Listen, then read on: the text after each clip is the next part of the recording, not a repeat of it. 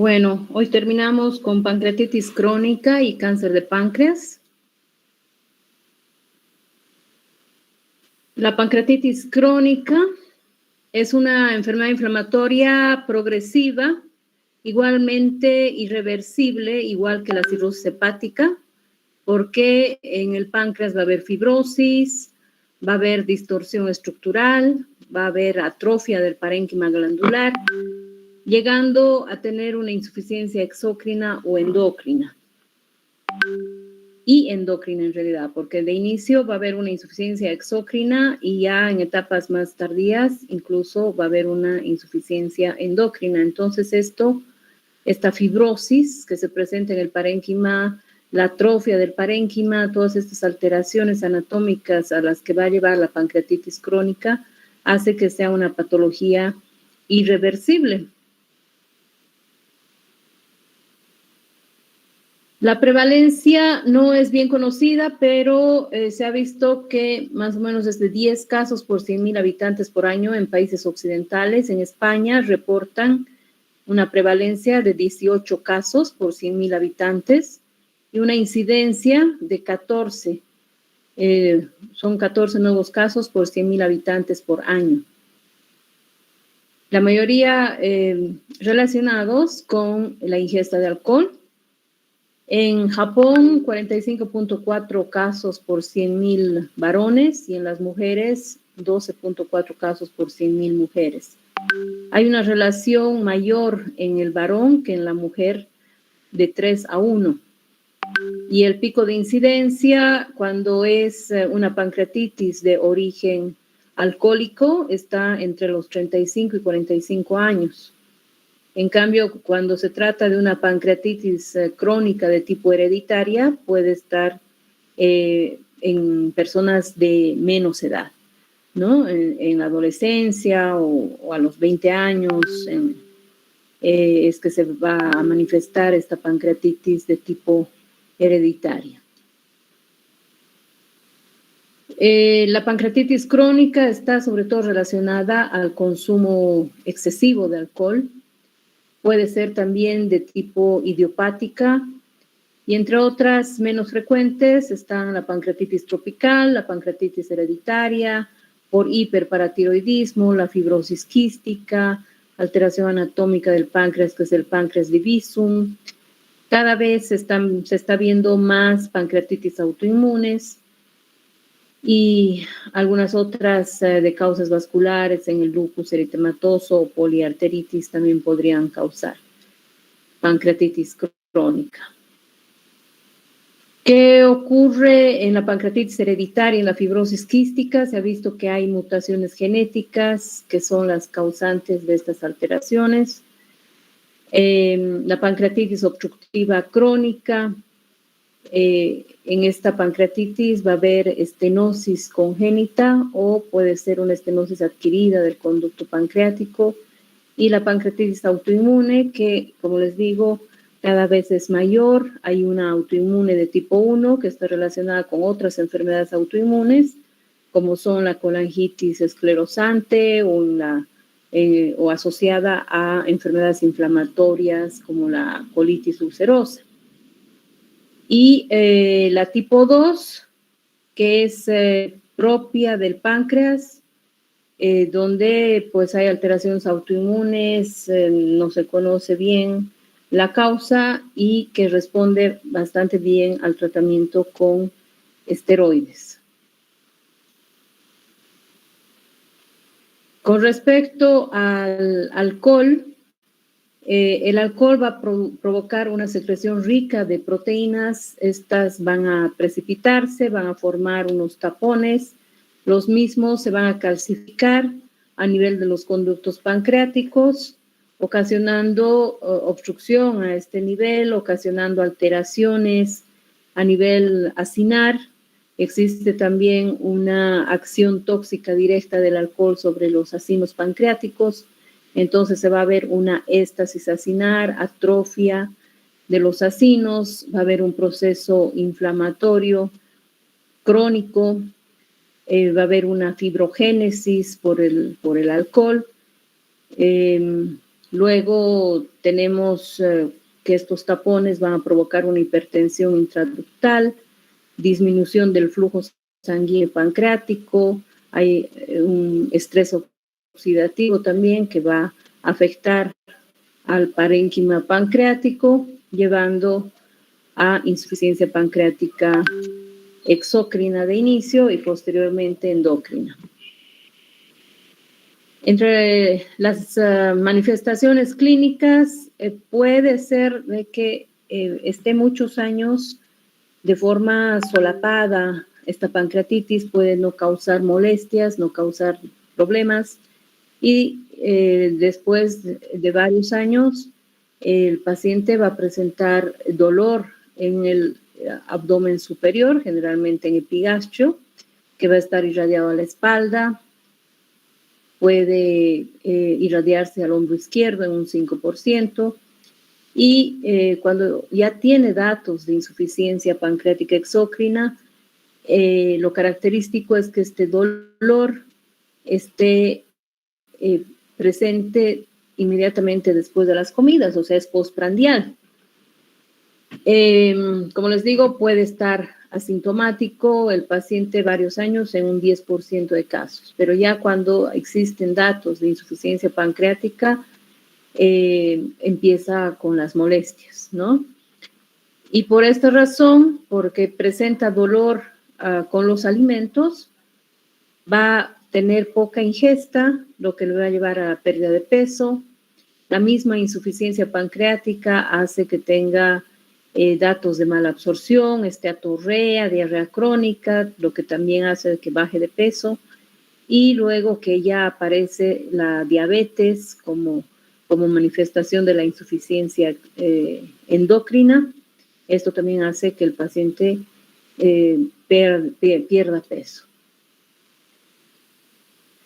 El dolor entonces se va a dar por esta hipertensión ductal, las alteraciones del parénquima, la afectación inflamatoria de las terminaciones nerviosas intrapancreáticas, y también hay muchos pacientes que teniendo una pancreatitis crónica pueden hacer pancreatitis agudas sobre la crónica. Va a haber reagudización y puede haber presencia de pseudoquistes, o sea, es una complicación que se puede presentar, los pseudoquistes pancreáticos, y también puede comprometer al colédoco o al duodeno que están cerca al páncreas, y puede haber una estenosis del colédoco intrapancreático, o puede haber un compromiso, igualmente una estenosis a nivel del duodeno, lo que también es causa de dolor abdominal. Tenemos 4 estadios en la evolución de la pancreatitis crónica. Un estadio latente o subclínico, que puede tener una evolución larga. Como les digo, puede pasar varios años el paciente sin darse cuenta que hay una pancreatitis crónica y manifestarse recién con datos de insuficiencia pancreática exócrina, y alguna vez directamente hay que sospechar pancreatitis crónica en un paciente que presentara diabetes mellitus a los 50, 60 años, sin causa aparente, ¿no? Entonces hay que estudiarle si es que presenta diabetes mellitus a los 60 años o más, estudiar si es que no tiene una pancreatitis crónica. En estos casos en que está en un estadio latente o subclínico, todos los exámenes complementarios van a ser normales, incluyendo las pruebas de función pancreática. Y en la colangiopancreatografía retrógrada endoscópica van a haber unos cambios mínimos a nivel de los conductos pancreáticos. En el estadio donde ya hay dolor, la ecografía, la tomografía y la CEPRE pueden tener ya alteraciones propias de la pancreatitis crónica, que son alteraciones a nivel de los conductos pancreáticos con estenosis, dilataciones o presencia de calcificaciones dentro de los conductos. Y en este estadio precoz, o sea, inicial de los síntomas, pueden las pruebas de función pancreática todavía estar normales o levemente alteradas. En un estadio más avanzado, o sea, tardío, ya va a haber mayor dolor postprandial, sobre todo, y van a haber datos de mala absorción.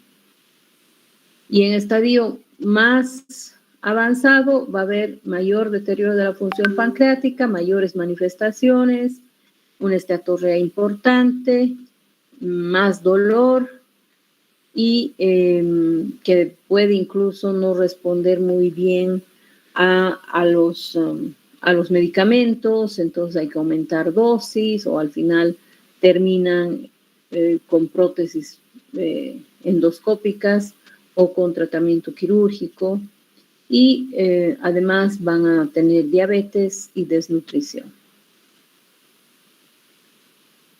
Entonces, importante la anamnesis, el examen físico, exámenes complementarios, la amilasa, la lipasa pueden estar normales o levemente aumentadas, pruebas de función pancreática, la tripsina sérica puede estar menor a 20 nanogramos por ml. Si es que hay compromiso del colédoco, si hay una estenosis a nivel del colédoco por compresión, puede haber datos en el perfil hepático de obstrucción de vía biliar, con aumento de la bilirrubina a expensas de la directa, fosfatasa alcalina alta. En casos de esteatorrea, tenemos que o sea, en caso de insuficiencia pancreática exócrina va a haber esteatorrea y esta esteatorrea es bastante importante cuando se tiene grasa fecal mayor a 7 gramos por día. En la prueba de Van de Kammer tenemos que sospechar y tenemos que buscar pancreatitis crónica. Se puede hacer una estimulación con secretina, colecistoquinina, aspirar el contenido duodenal y ver si es que hay, si es que ha habido secreción de enzimas pancreáticas o no las ha habido por la insuficiencia pancreática exócrina. Y un test que es bastante bueno para saber si hay insuficiencia pancreática es el test de la elastasa fecal, y que este va a estar menor a 200 microgramos por gramo en casos de insuficiencia pancreática exócrina, ¿no? En pancreatitis crónica, este test es el que más se usa y las pruebas de imagen. Entre las pruebas, entre los exámenes de imagen, tenemos ecografía abdominal normal, o posteriormente la TAC de abdomen con contraste, donde vamos a ver calcificaciones en la mayor parte de casos cuando se trata de de origen alcohol, o sea, si el origen es el alcohol, vamos a tener esos tapones dentro de los conductos que se han calcificado, entonces vamos a tener una pancreatitis crónica calcificante asociada al alcohol y por lo tanto en la tomografía se van a ver estas calcificaciones, va a haber un aumento focal del páncreas o cuando ya está avanzada la pancreatitis va a haber más bien una atrofia y vamos a tener dilataciones ductales o presencia de pseudoquistes. En las colangiopancreatografía retrógrada endoscópica podemos ver estas imágenes del conducto pancreático, un conducto pancreático irregular, con estenosis, dilataciones, calcificaciones dentro del páncreas, o sea, dentro de los conductos pancreáticos. Luego se puede hacer una colangiopancreatografía por resonancia magnética que igualmente nos muestra todas esas alteraciones. ¿Ven? El virsum va a estar irregular, con estenosis, dilataciones, y también se pueden ver las calcificaciones dentro de estos ductos. El ultrasonido endoscópico actualmente es un excelente método para valorar datos de pancreatitis crónica y además nos ayuda a realizar una punción aspiración del páncreas. Tenemos que hacer diagnóstico diferencial con cualquier otra patología abdominal que nos cause dolor, aunque en casos de úlceras los dolores son agudos, no son crónicos, ¿no? En caso de pancreatitis crónica los dolores son de más larga data, más larga evolución, pero de todas maneras hacer diagnósticos diferenciales con otras causas de dolor abdominal, como estas que están viendo acá. La pancreatitis crónica es una patología preneoplásica, ¿no?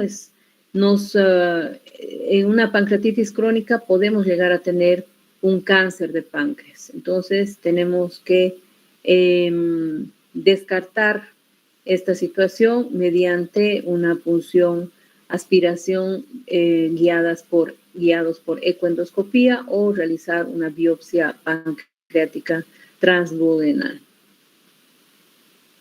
El tratamiento va a estar enfocado a evitar la progresión de la enfermedad, a controlar el dolor abdominal, que es el síntoma más frecuente y más importante, más incapacitante para estos pacientes que tienen pancreatitis crónica, compensar el déficit de la función pancreática y mejorar el estado nutricional y calidad de vida de los pacientes.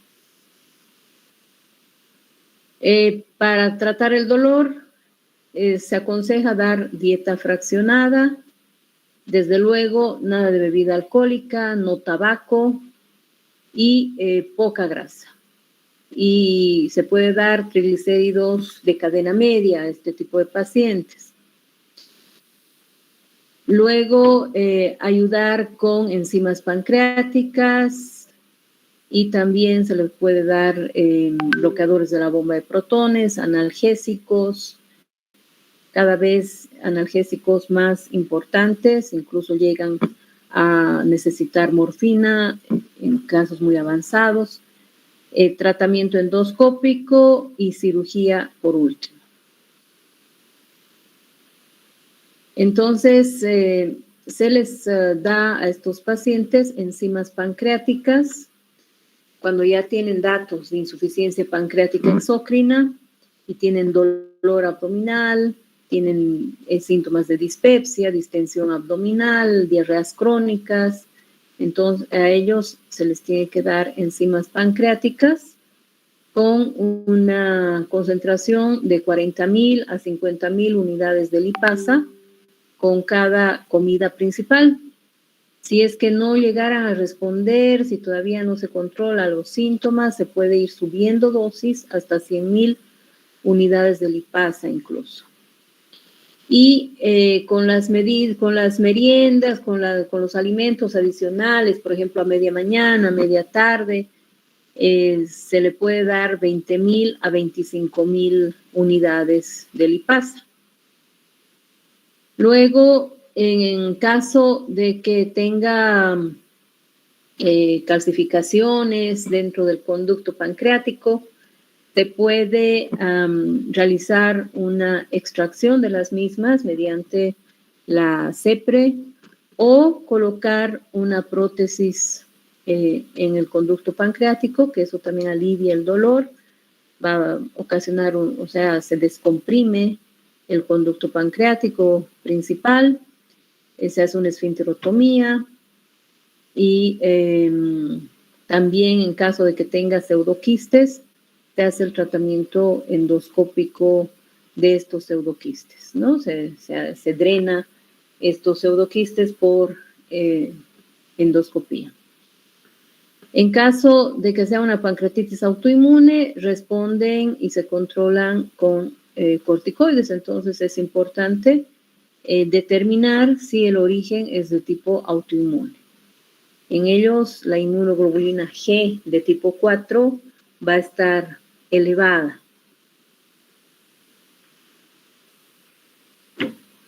Luego se les da antioxidantes que contengan selenio, betacarotenos, ácido ascórbico, vitamina E, metionina, también de forma diaria. En caso de que no respondan a los analgésicos vía oral, se puede hacer un bloqueo también del plexo celíaco. Eso hace un anestesiólogo especializado en terapia del dolor. Tratar la diabetes, si es que ya la tiene. El uso de analgésicos, como les dije, de inicio se da analgésicos como la aspirina o como el metamizol. Y posteriormente, si persiste el dolor, si no se controla con estos medicamentos, se puede dar el tramadol y cada vez se da analgésicos más potentes, y llegando incluso a darle morfina o hacer un bloqueo del plexo celíaco. Las indicaciones quirúrgicas en pancreatitis crónica,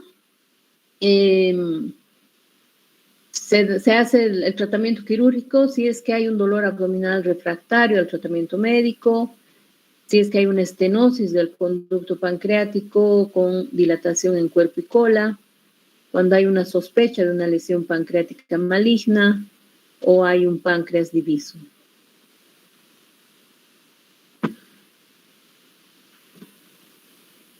Bueno, con respecto al cáncer de páncreas,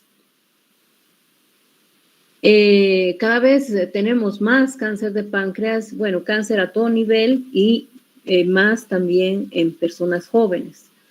No precisamente como se decía antes, después de los 50 años, ahora se ve incluso después de los 40 años, ¿no?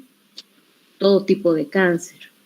Y el cáncer de páncreas ha aumentado bastante en nuestro medio. Antes era más raro y ahora, pues, al menos en la caja creo que por lo menos un cáncer de páncreas se tiene por mes. Es realmente increíble y habría que hacer un estudio poblacional para ver qué es lo que está pasando en nuestro medio para que las personas cada vez tengan mayor cáncer de páncreas. Tiene mayor incidencia en varones y entre los factores de riesgo están la pancreatitis crónica, los fumadores, los diabéticos tienen una probabilidad de hacer cáncer de páncreas 6 veces más, los que consumen alcohol, la dieta rica en grasas, proteínas, ¿no? Los que constantemente están con parrilladas o comen demasiadas carnes, también tienen esa predisposición para hacer un cáncer de páncreas.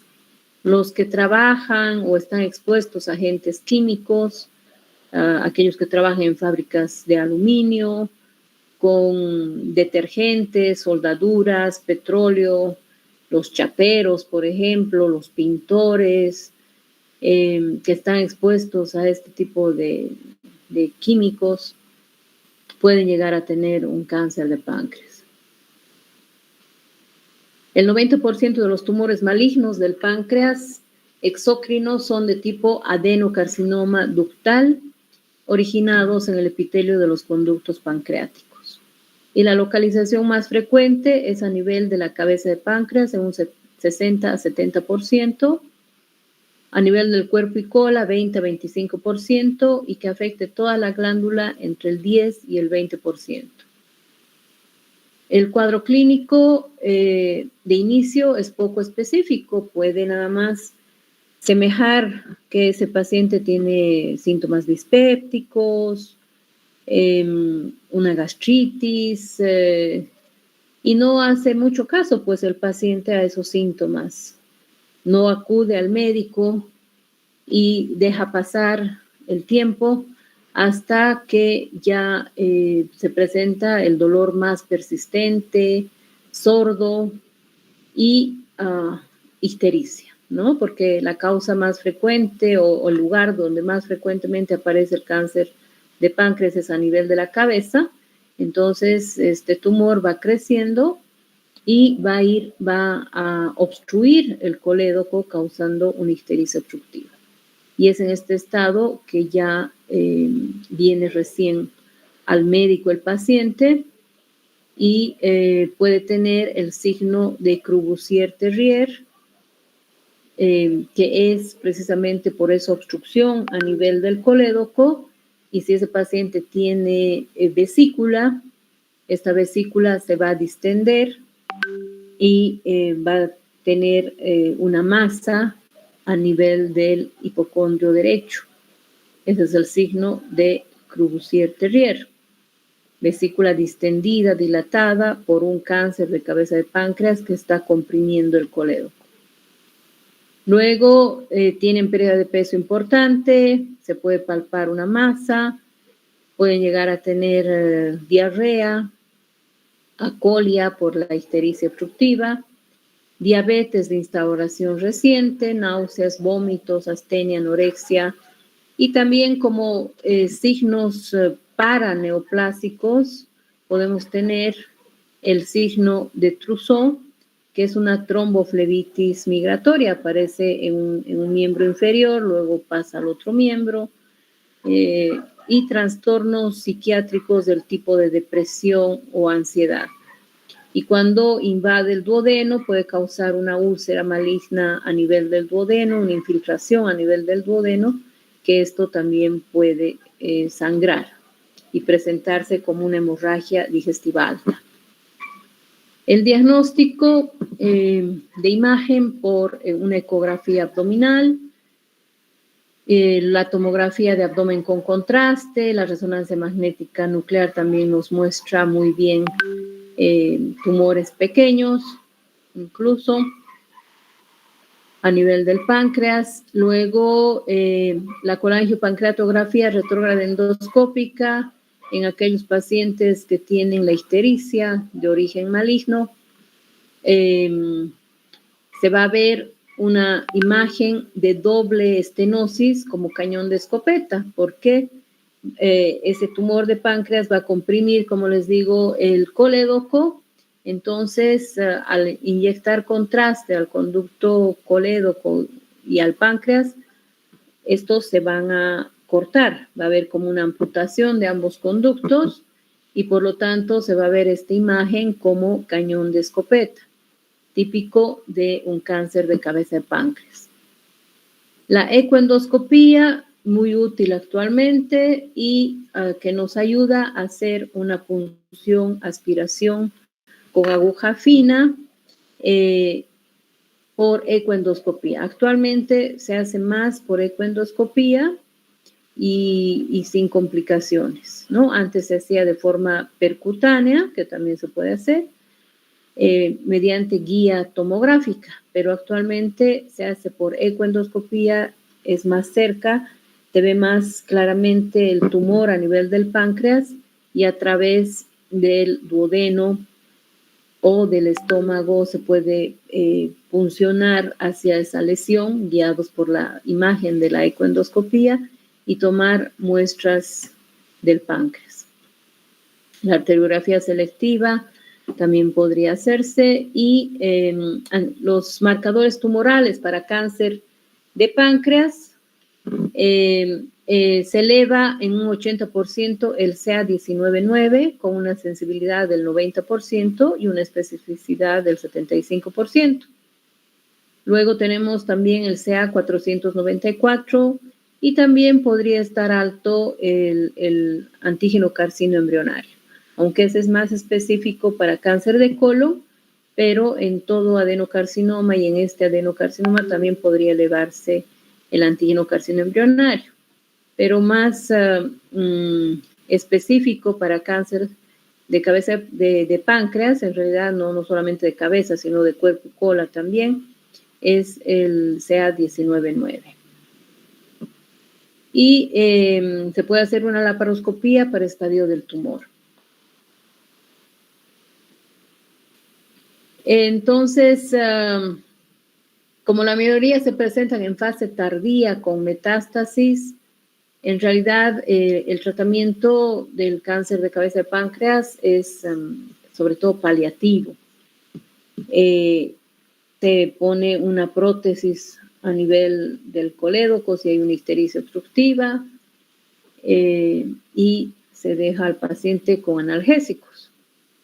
En la mayor parte de casos, 10 a 20% van a ser candidatos a resección. Y el tipo de cirugía que se hace en estos pacientes es la cirugía de Whipple. La mortalidad es elevada y se puede hacer quimioterapia. La tasa de sobrevida a 5 años es menor al 5%. El tratamiento entonces paliativo es colocar una endoprótesis autoexpandible en la vía biliar y dar analgésicos. O se puede hacer también un bloqueo del plexo celíaco para que no tengan dolor y mejorar su calidad de vida.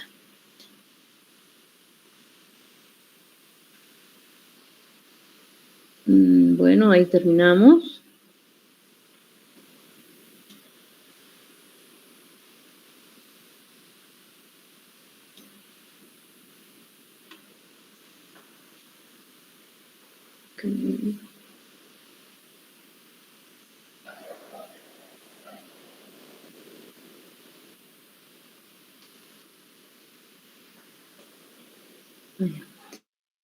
Pensé que me había salido, no me había salido. Bueno, el cáncer de cola y cuerpo de páncreas, su principal síntoma del cáncer de cuerpo y cola de páncreas también es el dolor, ¿no? Y producen este tipo de tumores, diarreas más frecuentemente y la ictericia es tardía. En cambio, en el cáncer de cabeza de páncreas se presenta más rápidamente la ictericia, ¿no?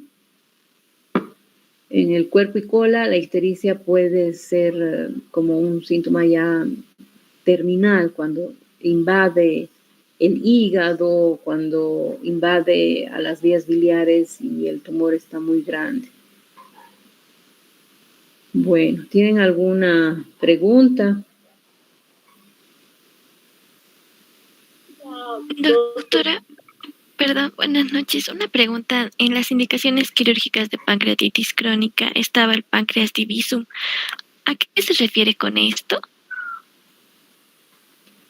El páncreas divisum es una alteración anatómica del páncreas.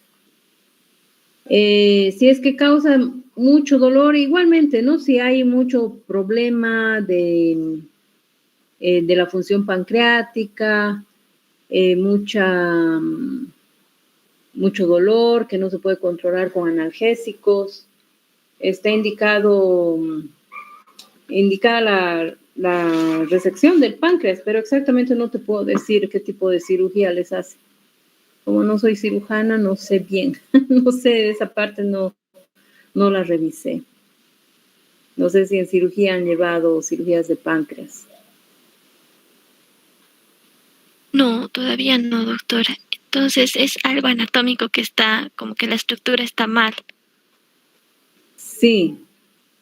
Es una alteración genética en realidad, o sea, nacen así los pacientes, nacen así y de pronto aparecen con datos de insuficiencia pancreática, se hace la RCP y con la RCP es que te das cuenta que tiene esa alteración anatómica, ¿no? De páncreas divisum, porque hay